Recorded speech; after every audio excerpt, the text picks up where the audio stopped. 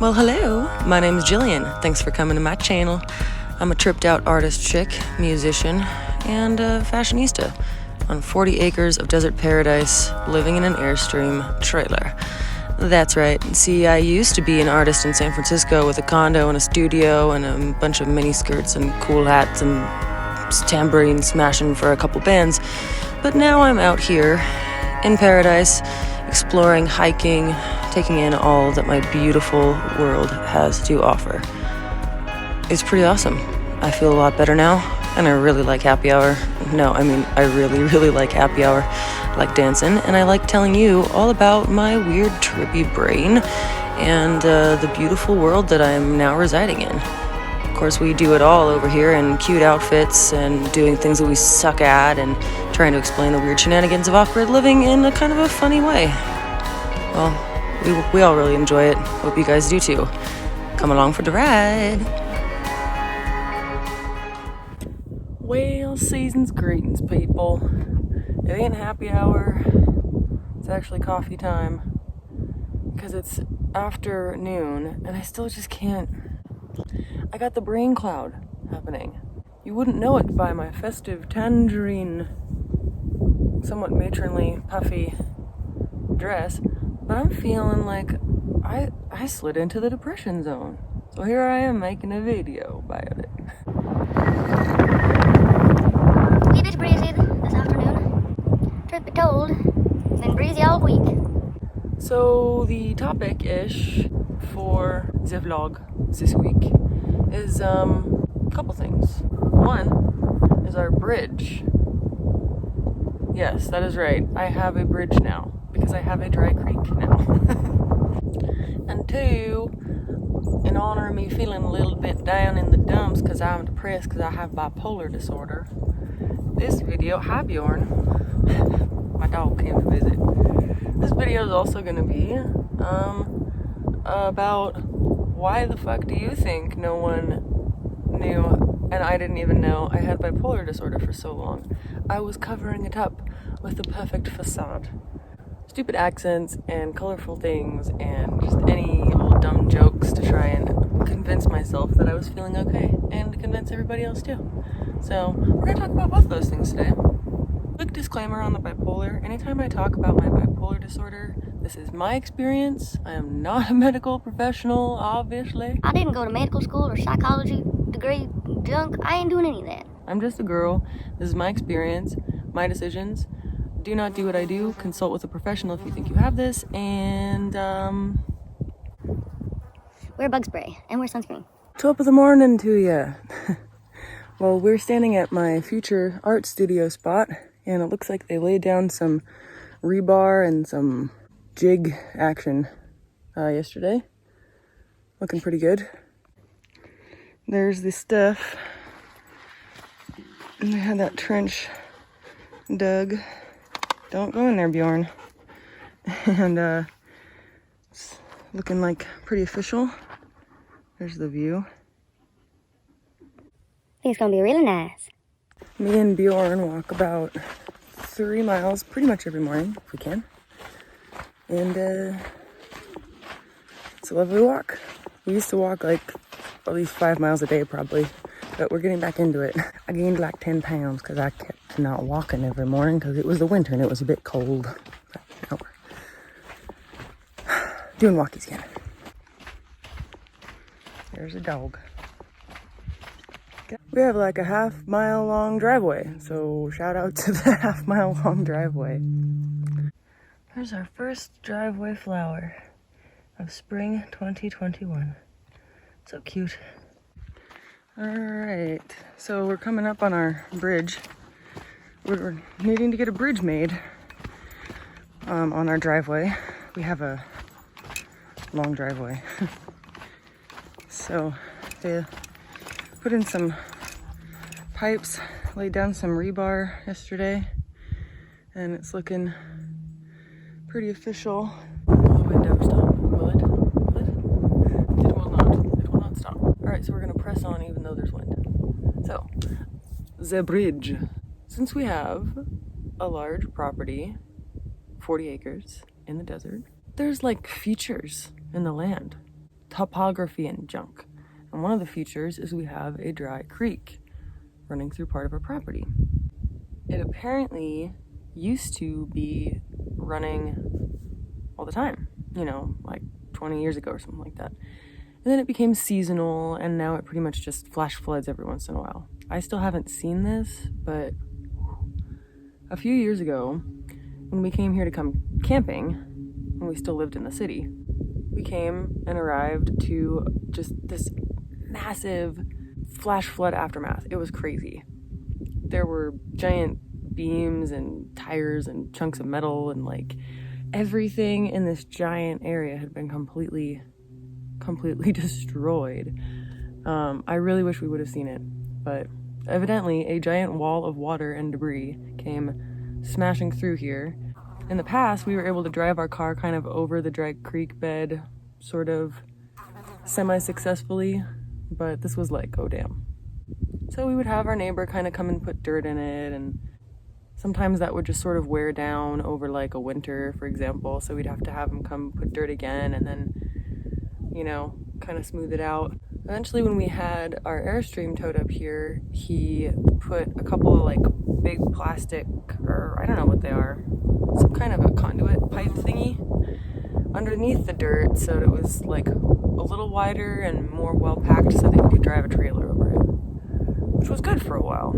But What am I saying? I can't think because I have depression. So, because we want a solar setup over here, and because I want to have my art studio over here by our trailer, both of which need concrete foundations To be dug and then poured into the ground. and plus because we want to have a well drilled over here, it turns out neither the well drilling rig nor the actual cement truck can get across the creek until they build a reinforced concrete bridge over the creek. So what's happening basically is that the creek never has water, but it might flash flood at some point. So they've taken these way stronger culverts, big old culverts, and run 3 of them through this dirt mound, and then they're putting rebar and concrete over all that. And to make it look kind of cute and country, they're doing some country looking stuff to it, so it doesn't necessarily look like just a dumb slab of concrete, because that's lame. Once the bridge gets done, then they're gonna come over here and pour the concrete for the solar, ground mount, and for my studio. They're working on digging and laying the rebar for those foundations now, so then I'll show you what that kind of looks like. It looks like something. I didn't realize that it was like a thing. I thought you just put concrete there and that's it. You're gonna have to improve the road if you want to get any type of building equipment or anything in here. And we're gonna need that bridge when we want to build a house over here. So if we want to have all of our lumber and junk and concrete trucks and everything, we gotta build that bridge. So we're building that bridge, and that's happening this week. I just honestly never thought I would have a bridge. It's kind of cool. We'll have to name the bridge the old-timey crick bridge. What was my other topic? Oh, right, depression. My other topic was the depression of bipolar disorder. Okay, I have a great idea. In order to accurately portray to you how brilliant of an actress I can be with my bipolar disorder, I have prepared for you a photo essay, which I'm calling the I Fooled You Show. Ready? Okay, let's go.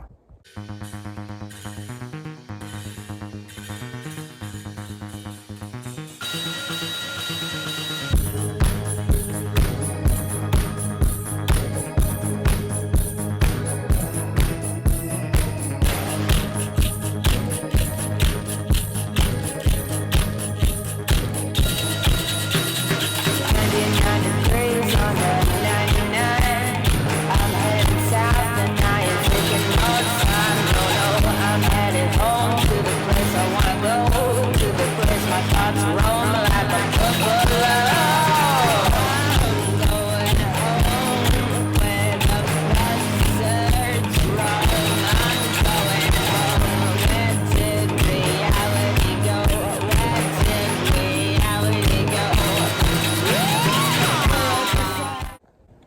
Could I have fooled you?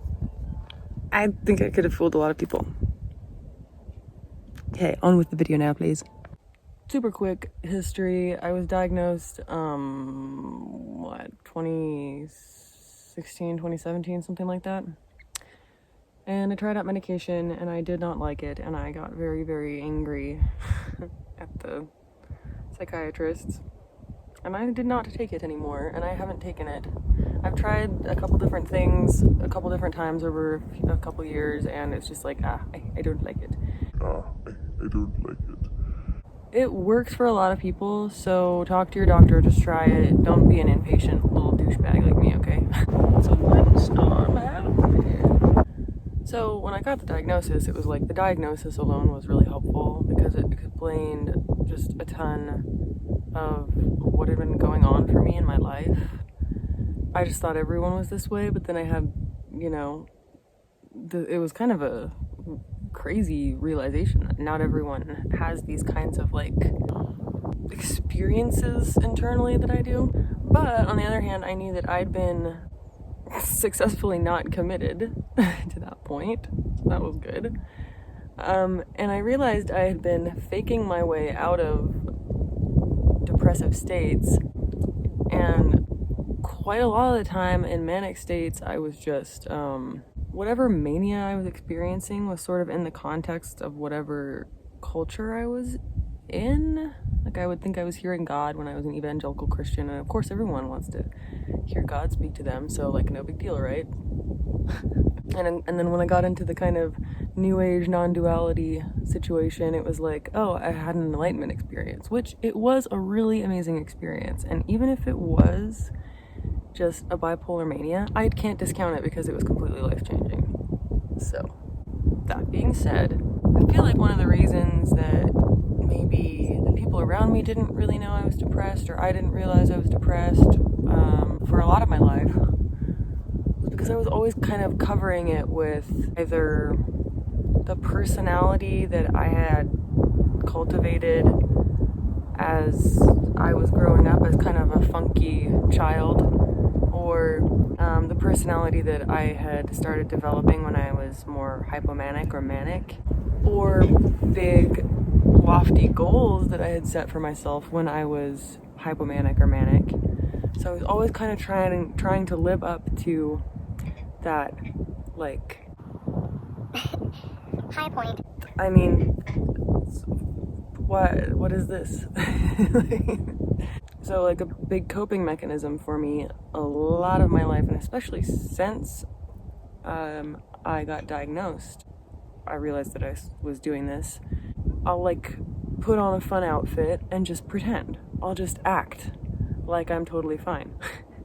And it works okay, except for the fact that it can get extremely exhausting and extremely anxiety inducing. For example, if you're like in the really badly low depression and you feel like you literally can't speak, that's pretty bad. Then you just don't go. You just don't leave the house. You just don't do anything. Just lie on the carpet and stare at the fibers and think, okay, this is my life. But on the more low grade, easier to deal with ones, it's, you know, as long as you can do something, you can sort of almost psych yourself up into the other persona, the peppy persona, right? Like the happy version of you, the crazy, exciting, eccentric version of you. And when these are all the clothes you have anymore, it's pretty hard not to like try and play up to that persona. So that's what I did today with the orange tangerine dress. And I feel like that's also why I'm making this video. I feel like if I'm out here doing like funky accents or whatever, at least I can sort of pretend to have fun through my weird state. This is editing Jillian. I forgot to mention I'm not like sad. I'm just like blank. Blank. Make a note of that, please. It's weird. I guess I could sense that this was sort of happening back on the weekend. I was feeling really on edge, you know, just really edgy. And everything was really irritating. And usually that's kind of when it, you know... Are you trying to say that that is the tipping point? There's the tipping point. Whoosh. You're feeling really good, you're feeling really great, you're feeling really connected and positive, and like I met some people over the weekend. It was like, yeah, I like this. And then Sunday it was just like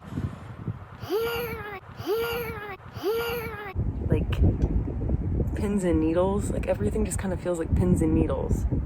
Now this. So I feel like in the mornings I'm sort of okay. I still feel pretty tired, but I know I have my goal of going out and walking my dog early before it gets too hot, and it's nice and it's refreshing and it feels super good to do that. However, after I have an egg breakfast, I'm just like, I'm tired. so I did manage to, you know, take my shower and put on a thing, which is a lot. There's just nothing. There's so many things that I could do, and I can't be motivated to do any of them. So here I am talking in front of a damn camera about my condition and about my bridge. Speaking of the bridge making crew, I think they're coming this way to give us an update or something, so I'd better sign off. I might be back later with some more information for you.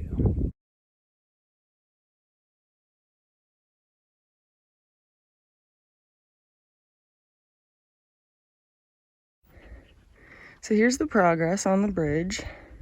He made these wood panels that he's gonna like press into the concrete and once it's poured.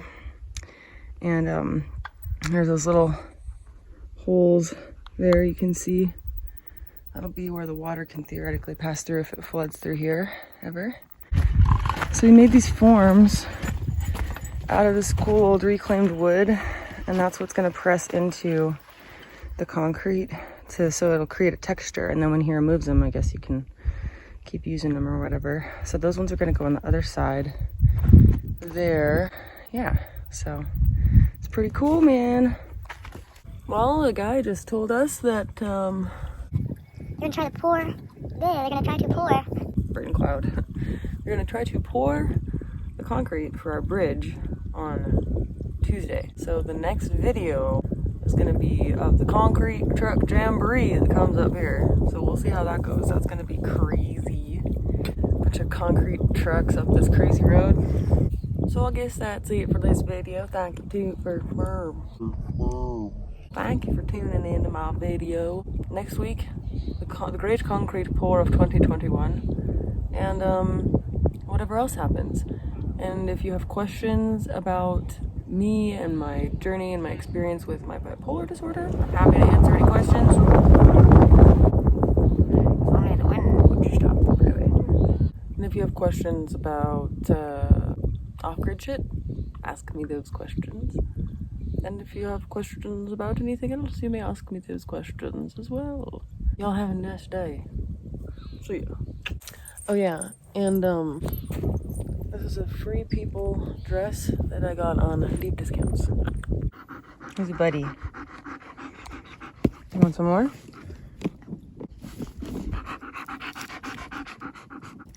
Now sit. Let's shake hands. Oh, yes.